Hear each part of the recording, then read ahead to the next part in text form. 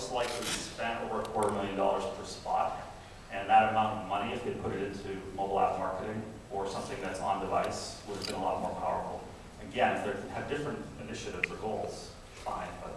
Yeah, I think overall, brand building takes really a long-term commitment and significant dollar investment.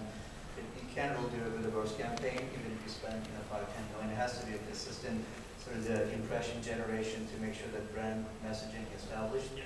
So for us, it would make sense maybe glue in larger players. You can really allocate 10, 20 million in marketing to build brand. It's very popular in Japan and Europe. Yeah.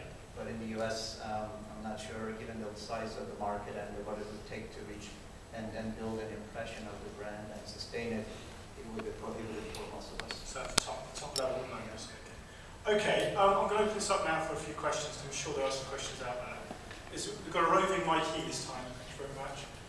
So, gentleman there in the blue. So, among the various attribution services, which ones are the most accurate? What is the level of accuracy? And then how do you manage your campaign attribution data back to LTV? What sort of tools and systems are you using, and who's responsible for that? Is that a question for me? Yeah, I think.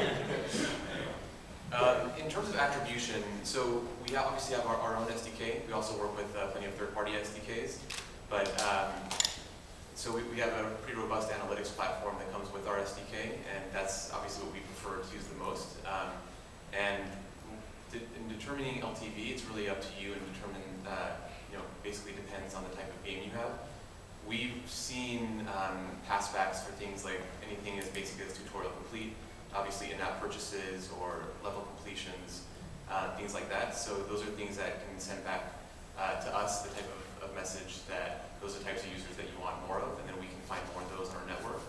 I'm not sure if I mentioned earlier, but we have about 700 million users on our network that we see. So we've built a pretty big user store, and we try to retarget basically the types of users we think represent the types of users that we've seen the best data on so far from your campaign. But then in terms of the data that we're sending back to you, it really depends on the specifics of your game to determine, the lifetime value.